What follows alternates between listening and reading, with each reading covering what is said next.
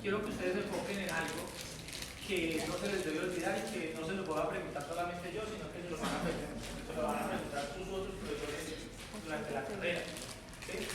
Y es con respecto a la clasificación etiológica de la hemorragia uterina excesiva. Entonces tenemos primero que nada que los trastornos se pueden dividir en dos grandes grupos, ¿sí? Que los podemos llamar estructurales. Estructurales sí, muy bien. No estructurales. Y entonces veo que ya se aprendieron la memotecnia y eso es justamente pues, el pólipo. Entonces, palmo. Entonces, palmo, que pues. Pólipo, adenomiosis, Leumiomia. Y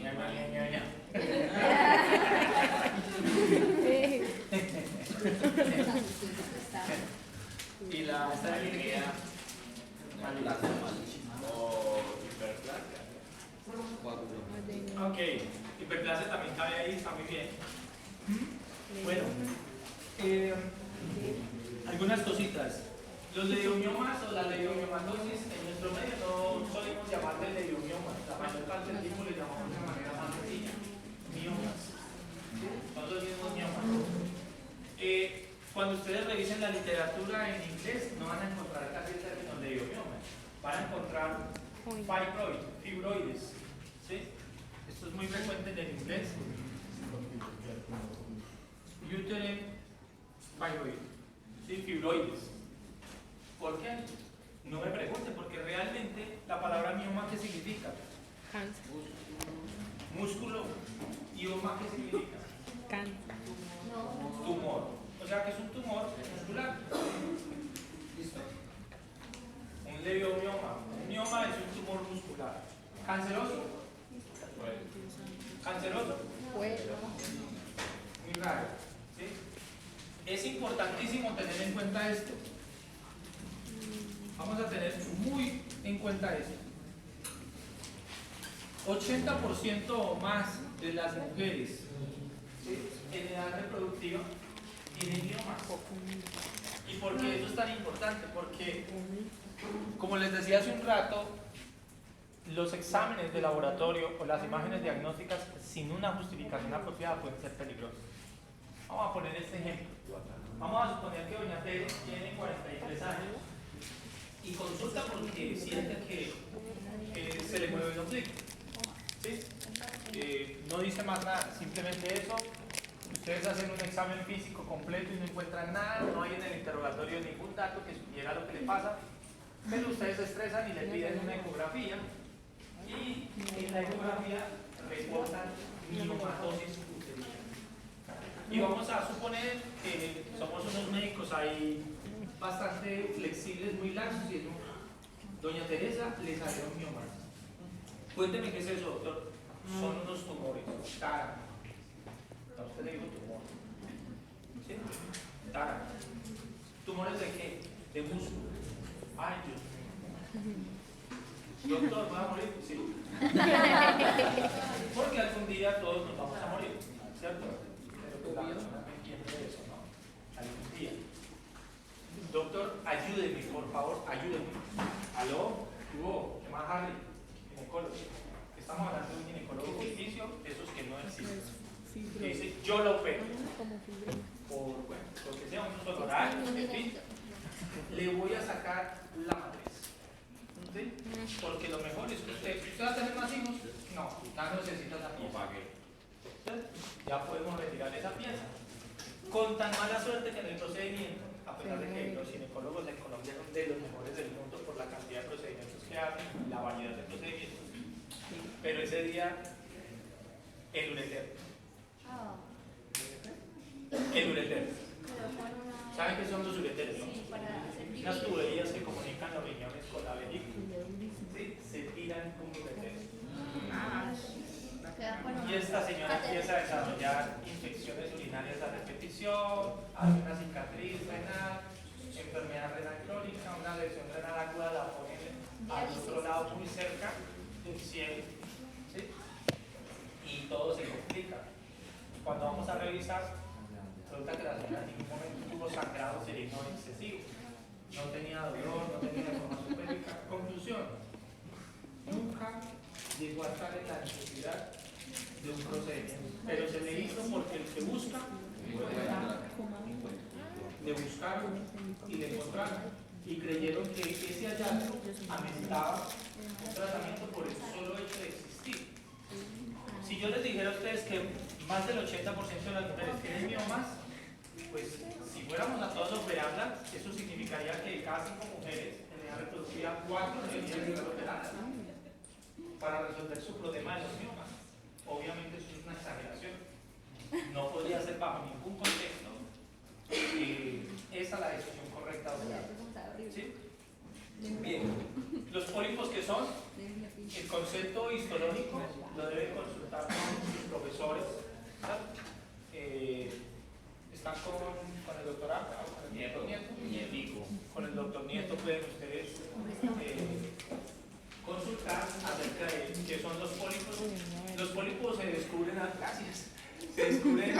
a veces de forma incidental cuando nuestros compañeros o compañeras de enfermeros y enfermeras están practicando la citología. Entonces, cuando están practicando la citología, a veces ahí en el cuellito del útero hay una excrescencia del tejido, ¿sí? Un pólipo. ¿Sí?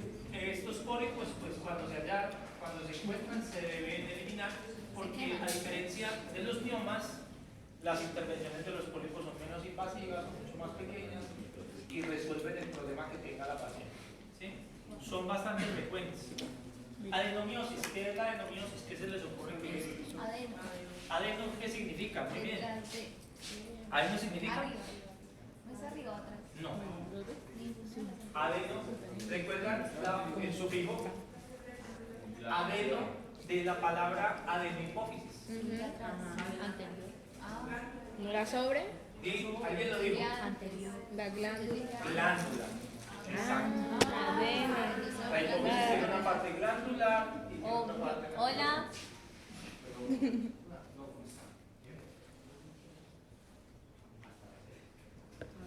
Nos van a echar. Bueno, toca terminar antes. Estoy independiente. Por favor.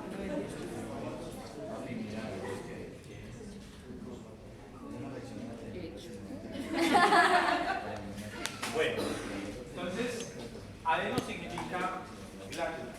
La hipófisis tiene una parte glandular y tiene otra parte nerviosa. Adenopófisis y neurohipófisis. ¿Ya? Entonces, adeno significa glándula. Y mío, músculo. Entonces, la adenomiosis consiste en una penetración de estructuras glandulares en otra que es muscular. No debería haber dentro del músculo insertada una estructura glandular. Eso es lo anormal. ¿Sí? Las adenomiosis son frecuentes, pero no es que ustedes vayan a ver adenomiosis todos los días. En cambio, miomas, yo creo que todos los días van a ver miomas. En la práctica médica, todos los días ven miomas. Y esto pues es lo que no queremos ver. Sí. Malignidades, cáncer, ¿sí? Cuando uno está frente a un caso de hemorragia uterina excesiva, lamentablemente siempre tiene que pensar en esta posibilidad, ¿cierto? Que no se trate de una malignidad y por eso se tienen que como realizar todas las actividades para detectar tempranamente esto, ¿no?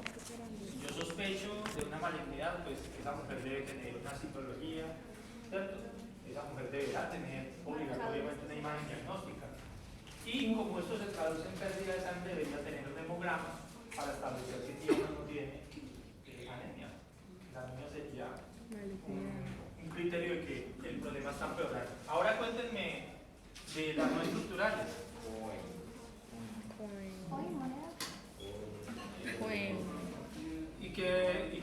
¿Y eso a qué hace alusión? Y ahorita hablamos de Coagulopatía, coagulopatía. disfunción ovulatoria, deficiencia ovárica, Y de las coagulopatías. ¿La voz de qué? deficiencia ovárica.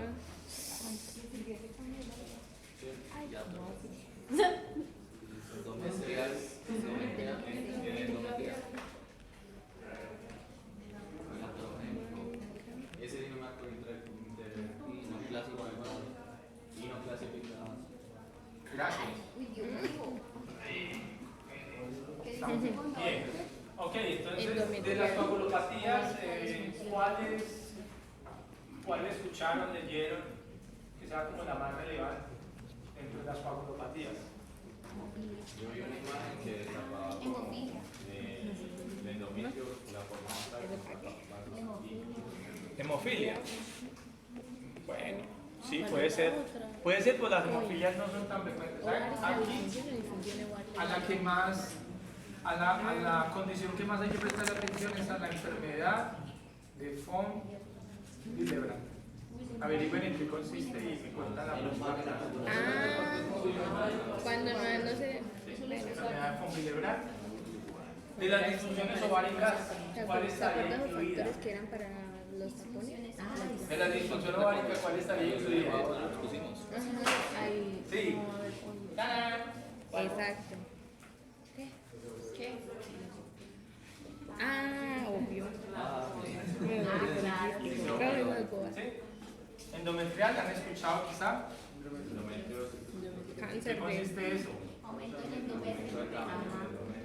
Sí, claro, pero lo particular de la endometriosis no es en sí La que inflamación. proliferen las células endometriales, sino que por mecanismos que todavía no se conocen muy bien, estas células endometriales adquieren la capacidad de migrar, a pesar de que no sean células cancerosas. Sí, y se acumulan en otras partes. Ellas pueden ir a otras partes, por ejemplo, a la cavidad abdominal, en el peritoneo, en el intestino.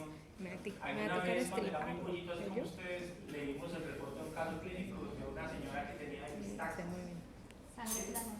y no se sabía por qué tenía epistaxis, no se sabía por qué tenía sangrado nasal, la cauterizaban, le hicieron exámenes de sangre, todo tipo de pruebas para tratar de determinar por qué, hasta que aquel día ella misma notó la regularidad de que cuando tenía sangrado menstrual, tenía sangrado nasal.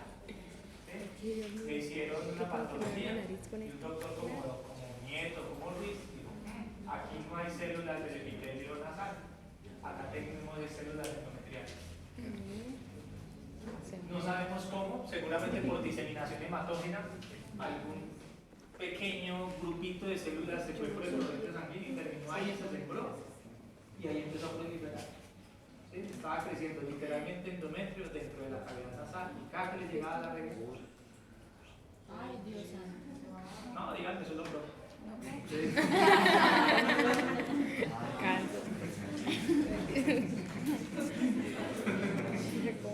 Ok, bueno. Endometriosis. Ya, Jordan. Ha llegado a haber casos de apendicitis por endometriosis, irritación allí a ese nivel. Iatrogénico es qué? Daño hecho por médicos. Procedimientos médicos. ¿Culpa de quién? No. Las enfermeras. Cuidado con la iatrogenia. La iatrogenia incluye culpas y no culpas. ¿Sí? Es decir, por ejemplo, si ustedes indican un tratamiento y efectivamente el tratamiento era lo que la paciente o el paciente necesitaba y como resultado de eso hay un daño, pues eso es iatrogenia, pero no quiere decir en todos los casos que por ello es culpa. No intencional. Puede ser simple y llanamente que la persona no le fue bien. Ya el tema de la responsabilidad civil es otra cosa, ¿no? Porque, culpa del médico, no. Los procedimientos tienen riesgos y esos riesgos pueden generar algún tipo de problema, ¿sí? Y los no clasificados es posiblemente más una cuestión de ignorancia, ¿no? Que no sabemos. Profe, ¿qué procedimiento dirías tú ahí? ¿Cómo? Procedimientos diferentes razones. Por ejemplo, voy a poner el más clásico de los iatrogénicos. Una niña, una señorita, una mujer de 27 añitos de edad, que está quejándose de migrañas, ¿sí? Va donde el doctor Germán a la consulta y el doctor Germán dice que el medicamento para manejar esa crisis migrañosa es aspirina, ácido acetilcítrico, 500 miligramos de aspirina, que es una dosis que sería considerada alta, pero clásicamente no es una dosis chiquitica. Se la formula.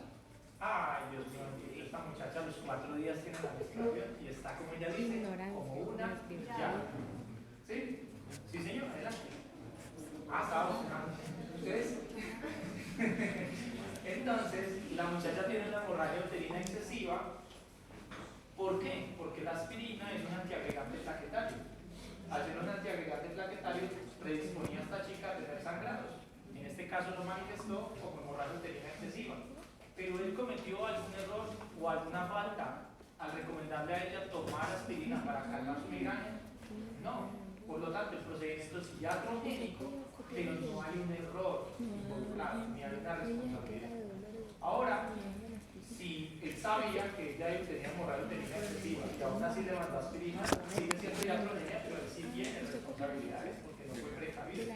Es decir, la iatrogenia no es para asignar culpa, es simplemente para designar que un desenlace en salud fue producto de un procedimiento médico equivocado o no. ¿Sí? Pero el término que se utiliza es iatrogénico. Y bueno, los no clasificados, como les decía, puede ser más bien fruto de la ignorancia propia. ¿Sí? ¿Ok? Bueno, algunas regularidades. La edad. Entre más jóvenes, ¿cierto? Vamos a ponerlo aquí muy entre comillas, ¿no? Es mucho más frecuente que los trastornos sean no estructurales. ¿Sí? Sobre todo en las chicas adolescentes, aquí todavía tenemos bastantes, con hemorragia uterina, pues las coagulopatías son una causa que se debería siempre descartar. No somos lo suficientemente juiciosos para pedir el factor de familiar, sabiendo que esa es una de las principales causas. ¿Sí? Entonces, entre más jovencitas, más probabilidad de que sea un problema no estructural. Conforme aumenta la edad, ¿sí? Con la edad ya empieza a aumentar el riesgo de estas otras enfermedades. Por ejemplo, los miomas en unas muchachitas jovencitas como ustedes, pues, posiblemente no, pero conforme aumenta la edad, va viendo cada vez más miomatosis en las chicas. ¿Sí? Lo mismo, las malignidades no suelen ser enfermedades de gente joven. Claro que a los jóvenes les da malignidades, pero las malignidades aumentan mucho con la edad. ¿Sí? Entonces, esta varía mucho más con la edad, aquellas es más como de jóvenes. Abordaje. Pues el abordaje, como pueden entender ustedes, como pueden ver, ¿sí?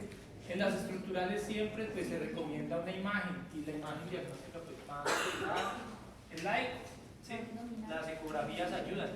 Los pólipos a veces se pueden ver a la simple inspección, como les decía hace un rato, a veces nuestros compañeros de enfermería están haciendo la citología y ¡prim! Ahí se pillan y le mandan uno la noticia y dicen, fíjese que a las 3 tiene un pólipo. Y bueno, a las 3, pero a las 3 de la tarde no, sino a las 3 en el reloj, en esa localización. ¿Sí? Con las ecos podemos investigar estos daños estructurales, pero las ecografías también pueden ser de ayuda para buscar estas otras cosas, como por ejemplo un problema de endometriosis o detectar la manifestación o la morfología poliquística del SOP. La ecografía no te va a servir para investigar coagulopatías, difícilmente para las diatogénicas, y estas pues no van a mostrar nada.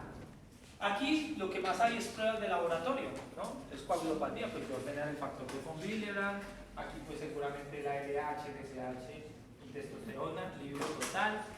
En la endometriosis, pues sí, la literatura dice, las guías de práctica clínica dicen, si usted sospecha endometriosis, entonces pues ordene una ecografía. ¿Alguien aquí de las chicas ha tenido diagnóstico de endometriosis? No. Oiga, pero este grupo es un grupo excesivamente sano. Normalmente, sí, no, pero es que ni siquiera planifica. Ahorita pregunté, nadie, bueno, van a ser todas unas embarazadas sanas. Entonces, no mentiras. El punto es que las guías recomiendan, buscan la endometriosis inicialmente con una ecografía.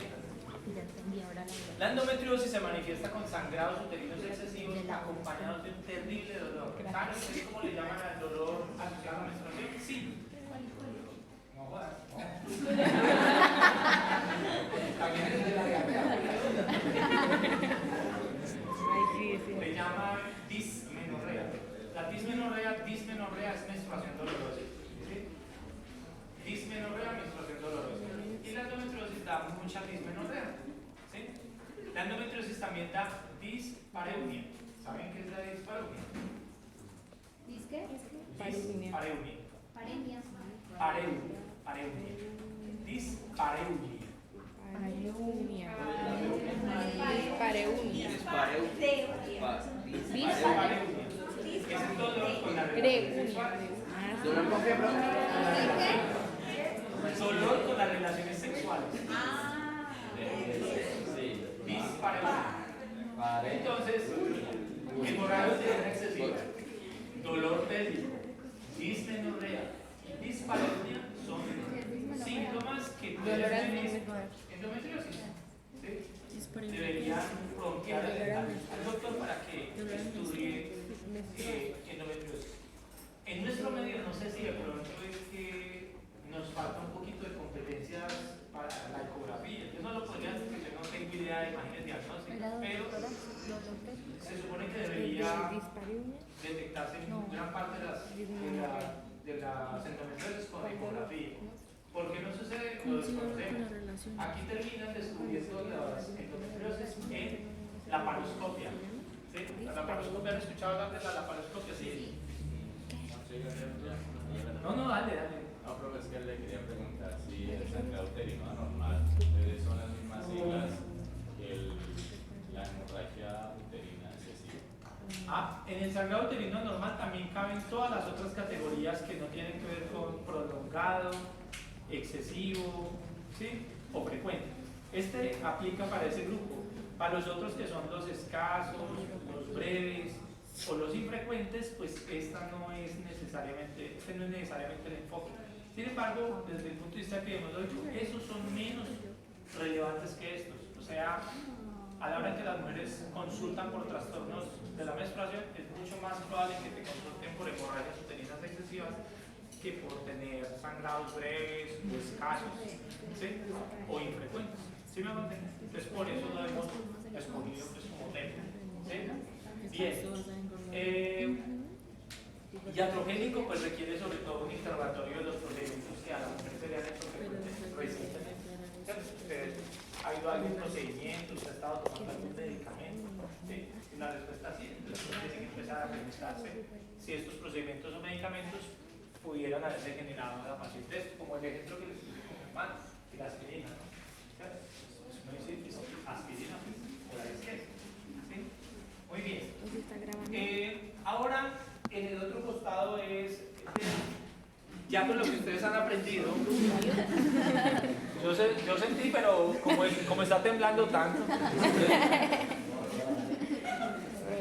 entendemos. Por lo que está ahí, aquí empezamos con esto, ¿no? Es decir, hace un rato nosotros hablamos del balance entre estos dos factores en otro contexto, ¿cierto? Ahora vamos a utilizar el balance entre esos dos factores para este de la hemorragia uterina excesiva. La pregunta que les hago es, ¿ustedes cuál de estos dos platillos, si estos dos platillos estuvieran en una balanza, cuál de los dos platillos creen ustedes que está dominando en la patogénesis de la hemorragia uterina excesiva? Los progestágenos. Está creciendo. Levanten la mano del progestágeno. Progestágeno. Una. Levanten la mano de los estrógenos, del testosterona. No, bro. Uy, caramba, democrático. No saben, no responden. Sí. No quiero levantar la mano. Porque efectivamente tienen toda la razón. Aquí pesan mucho más los estrógenos que los progestágenos. ¿Y por qué creen ustedes que es de esperar que los estrógenos sean aquí los importantes? ¿No? ¿Qué? Porque son los que proliferan. Porque son los que proliferan por mitosis el endometrio. Entre más prolifere ese endometrio, al momento en que la mujer vaya a descamar, más va a descamar. ¿Cierto? Si tienes un endometrio muy grueso, más endometrio tienes para eliminar cuando te llegue el turno de la fase descamativa. ¿Sí? ¿Listo? Y si esto es así, entonces nos queda, recordemos que los progestágenos, ¿qué hacen? Ellos lo que hacen es oponerse al efecto mitótico de los estrógenos. Por lo tanto, terminan siendo aliados en la hemorragia uterina excesiva. Terminan siendo incluso una potencial ayuda o un potencial tratamiento para detener esas hemorragias uterinas excesivas. En ginecología van a aprender con precisión cuándo sí y cuándo no, eso les dije esta mañana. Entonces hay un desbalance, ¿no? Hay un desbalance entre esto.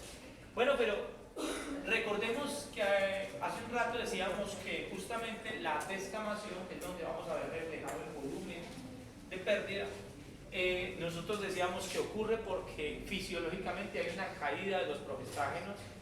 También dijimos que había isquemia de ese tejido. Y recordemos que la isquemia se relaciona con qué tipo de muerte. ¿Qué tipo de muerte celular? ¿Qué tipo de muerte celular? Apoptosis. Diferencia entre apoptosis y necrosis. La Una apoptosis programada. es conocida. La una es programada y la otra no. La FA. La necrosis es la disminución materna. No crean, de verdad con todo cariño es FA. La diferencia es que la necrosis genera inflamación y la apoptosis no. Y en la necrosis no hay irrigación. Ah, Mira, voy a utilizar. Los gránulos apoptóticos son estériles, entonces ellos no llevan ni llaman a los polimorfonucleares ni nada de ese rollo. ¿Sí? En cambio, la necrosis sí, eso se llena de linfocitos, se llena de prostaglandinas, se llena de tromboxanos y todas esas. ¿Sí? Leyes. Prostaglandinas. Prostaglandinas, ¿ok? Entonces, aquí también hay metaloproteinasas, claro, hay que desprender un tejido. Entonces, ¿qué hay que hacer? Hay que eliminar todos esos enlaces, todos esos puentes extracelulares que tienen que romper con enzimas proteolíticas. ¿Sí? Es por eso que, recordemos nosotros, la inflamación cursa con qué? Calor, rubor y entre otras cosas, dolor. Esta es posiblemente una de las razones por las cuales la menstruación en muchas mujeres es dolorosa. Se ha podido observar que no todos los mamíferos hembras tienen menstruación. Y eso ha llevado pues, a los científicos a pensar que la menstruación quizá no sea un proceso inevitable, vital, ¿sí? Que quizá exista la posibilidad de hacer más investigación teniendo a determinar si de verdad que las mujeres tienen que menstruar, porque la menstruación para algunas mujeres es una pesadilla, lleva a incapacidades, ausentismo laboral, disminución del ánimo, es muy terrible. Entonces justamente si esto es así y esto se acompaña de inflamación, pues una opción para el tratamiento, otra opción para el tratamiento sería bloquear la inflamación, ¿cierto? ¿Y cómo podemos bloquear la inflamación? Podríamos nosotros bloquear la síntesis de prostaglandinas. Y hay exactamente los famosos antiinflamatorios no esteroideos.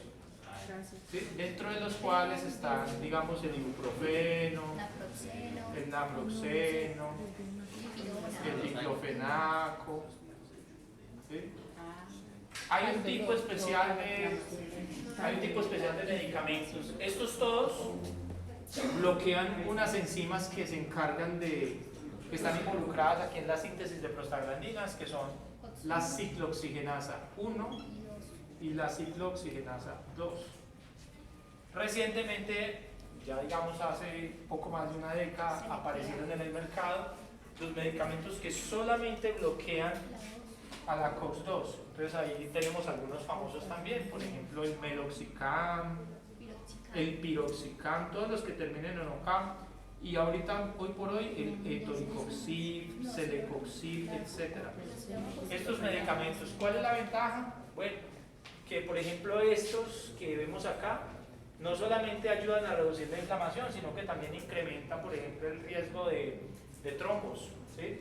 Incrementa también el riesgo de sangrado de vías digestivas o sangrado intracerebral.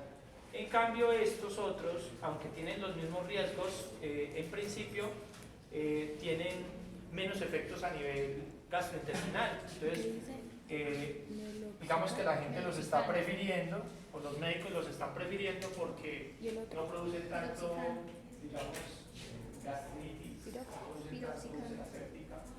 Esos son medicamentos. Entonces ustedes ven, doctor, a mí cada que me llega la menstruación siento dolor, siento dolor, me pongo muy mal. Bueno, una posibilidad es utilizar antiinflamatorios no esteroideos. ¿Cuál creen que es la otra posibilidad para que disminuyan esos dolores? ¿Cuál creen? ¡Tarán! Medios físicos. Relaciones sexuales, o sea, vamos a dejar la sangre en la arena.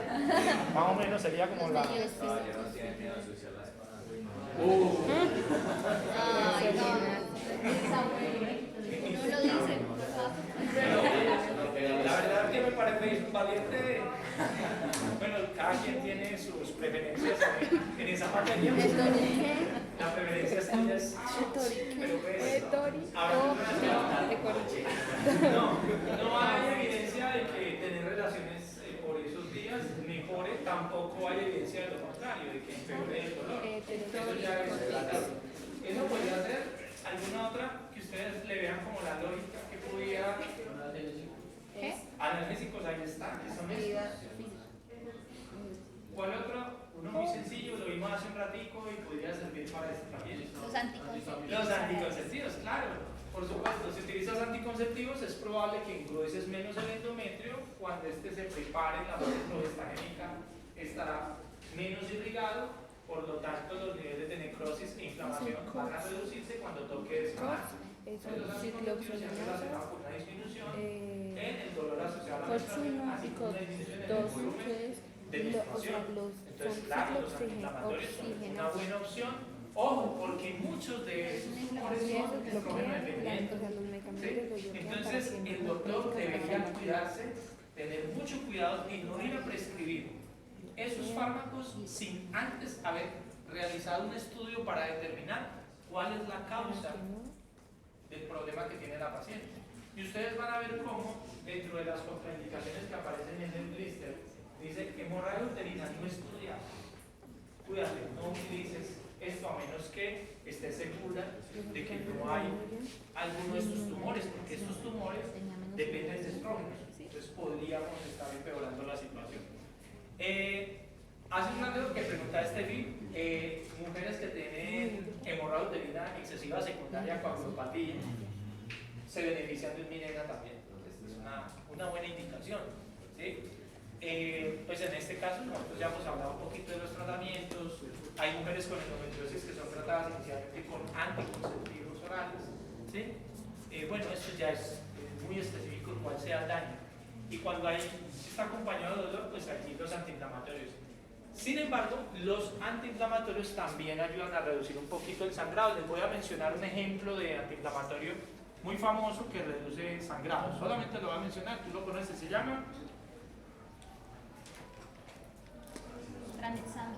No todos los antiinflamatorios lo hacen, teóricamente cualquiera puede servir, pero uno de Pero eso los es para el sangrado. para el sangrado, correcto. Pero también, como es un aire, entonces también mejora el dolor. ¿Sí? Bien, entonces ahí pueden ustedes ver cuál es la relación. Me falta acá. Ojo con esto que les voy a mostrar, es un ejemplo, un outline, otro ejemplo. ¿Ya? Se trata de doña Raquel, que tiene ya 52 años y hace un año no le llega la menstruación. ¿Sí? Hace un año no le llega la menstruación y el doctor está un poquito inseguro y le encuentran lo siguiente. Ojo, le mide los estrógenos a la señora y prácticamente no le encuentra nada. Lo único es un estrógeno que después de la menopausia se eleva, se llama la estrona, pero ya no le encuentra que es el principal estrógeno de la etapa reproductiva. Ahora no tiene. Y le pide progesterona y adivinen. Tampoco. Entonces dice, le voy a pedir. ¿Qué más le pide? Le pide LH y la encuentra. Alta. Le pide FSH y la encuentra. Alta o normal. Alta. ¿De qué estamos hablando?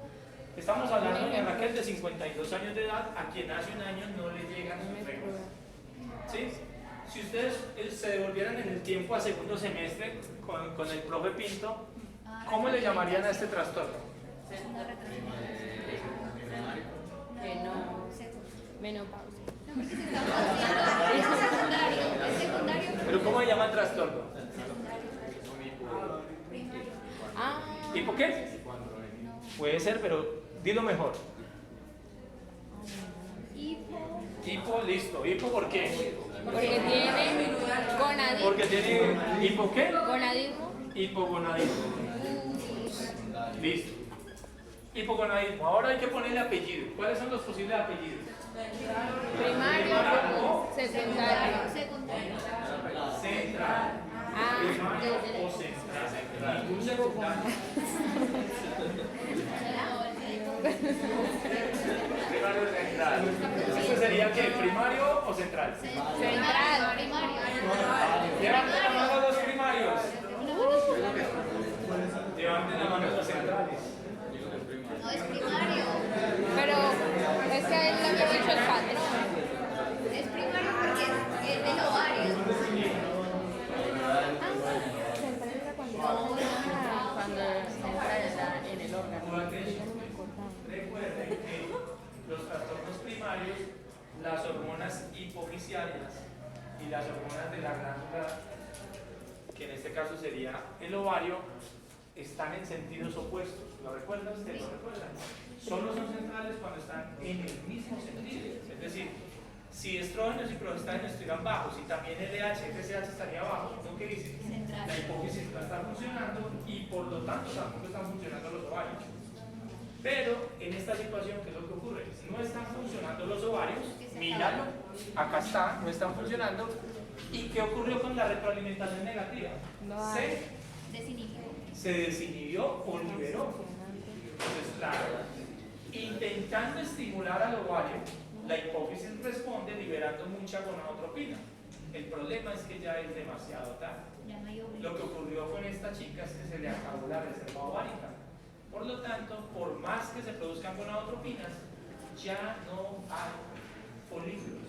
Al no haber folículos, no va a volver a haber ni estrógenos ni progestágenos. ¿Sí?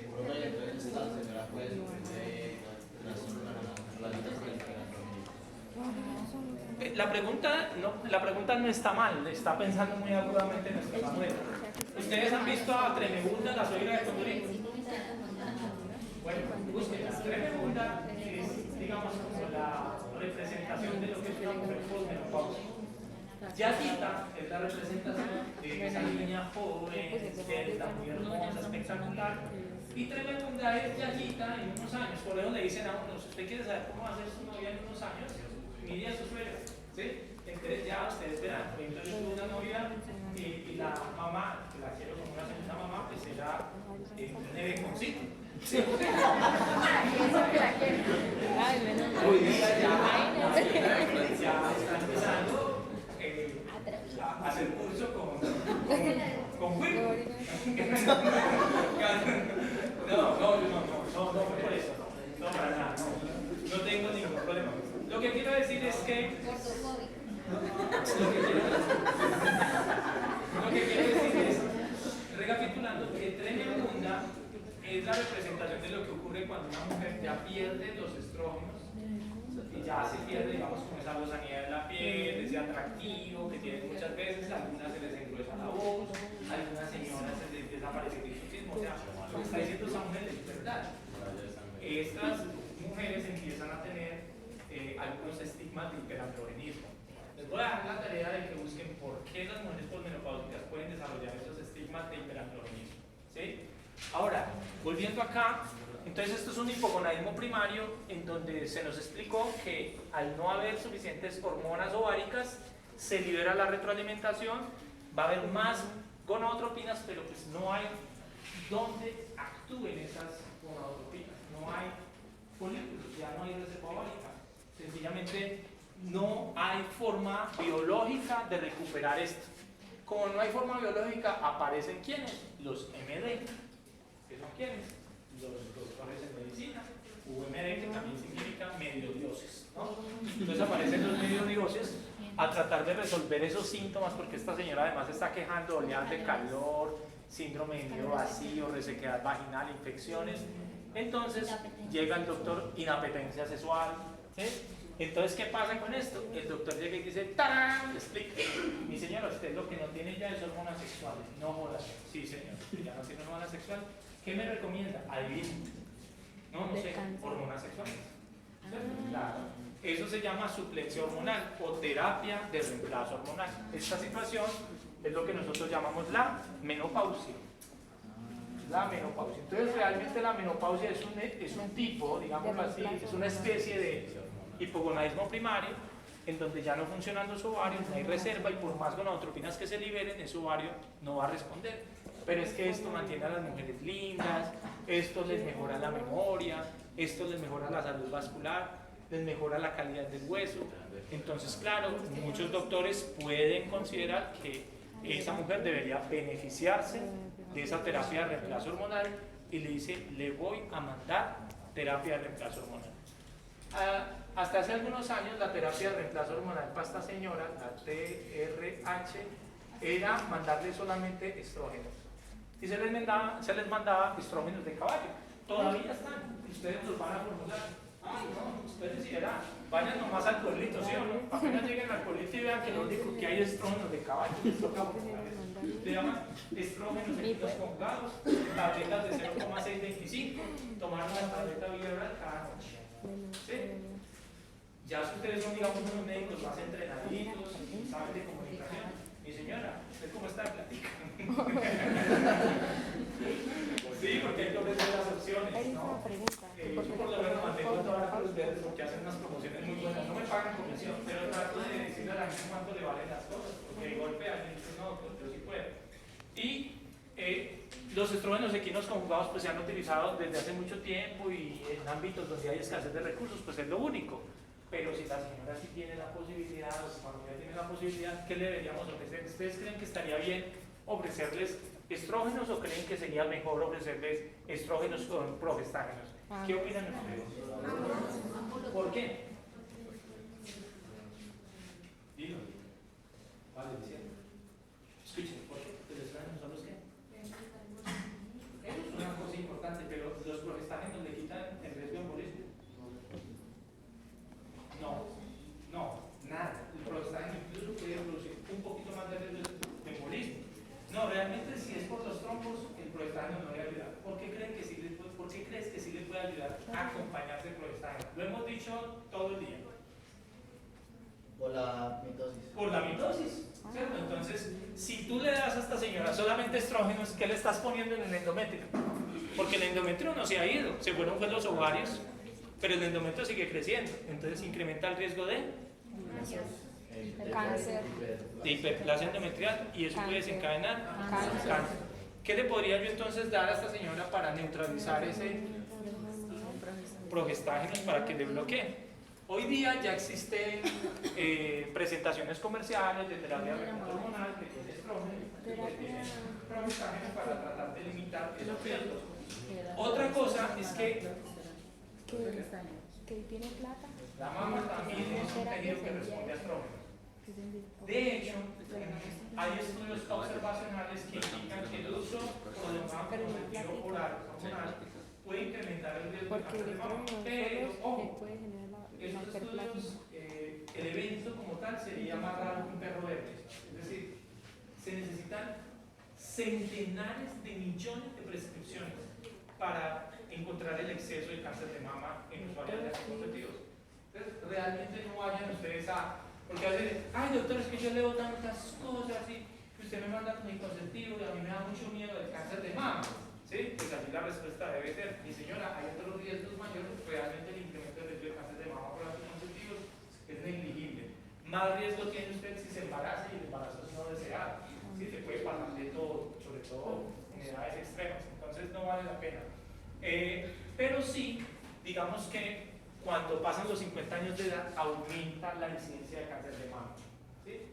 Y si este tejido mamario responde a estrógenos, en vez de darle solo estrógenos,